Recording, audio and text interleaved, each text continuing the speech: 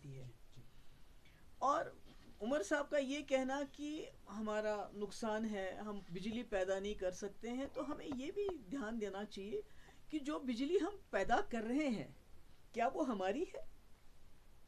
ہم تو کہتے ہیں کہ ہمیں نقصان ہے کہ ہم زیادہ بجلی کیوں نہیں پیدا کر پاتے ہیں، پانی کا زیادہ استعمال کیوں نہیں. پر میں یہ پوچھنا چاہتی ہوں کہ جو بجلی ہم پروڈیوس کر رہے ہیں کیا وہ ہماری ہے؟ دیکھیے مرحوم شیخ صاحب جب یہاں کے وزیر اعلیٰ تھے تو انہوں نے سالار project N H P C کو دے دیا، یعنی ہمارے ہاتھوں سے وہ پروجیکٹ نکل گیا.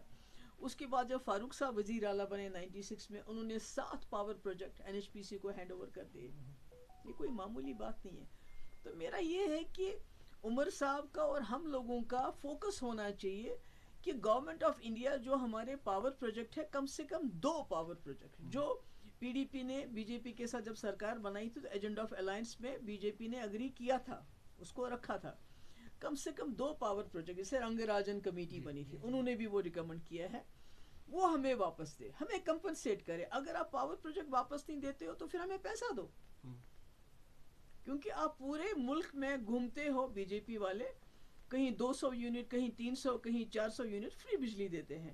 تو جموں کشمیر واحد ایک ایسی ریاست ہے جو بجلی پیدا کرنے کے باوجود اندھیرے میں رہتی ہے.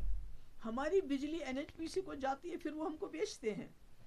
تو میں سمجھتی ہوں کہ بجائے اس کے کہ ہم انڈس واٹر ٹریٹی کو ایک ایشو بنائیں اور دوبارہ اور زیادہ تناؤ ملک کے 2 ملکوں کے اندر پیدا کریں، جس کا خمیازہ بی جے پی کو تو فائدہ ہوگا، وہ پورے ملک میں اب اس کو ایشو بنائے گی، جیسے 370 کو بنایا ہے.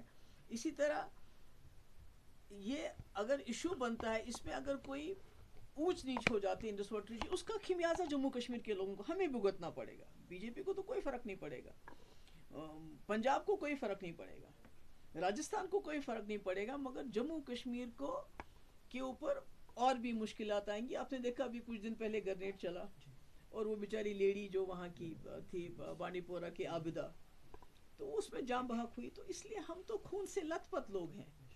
تو مجھے لگتا ہے ہمیں سوچ سمجھ کے بات کرنی چاہیے، اور جو ایشوز کسی حد تک سیٹلڈ ہیں 2 ملکوں کے بیچ میں، اس کو نہیں کھولنا چاہیے، کیونکہ پھر ہم بی جے پی کے لائن ٹو کر رہے ہیں. Thank you.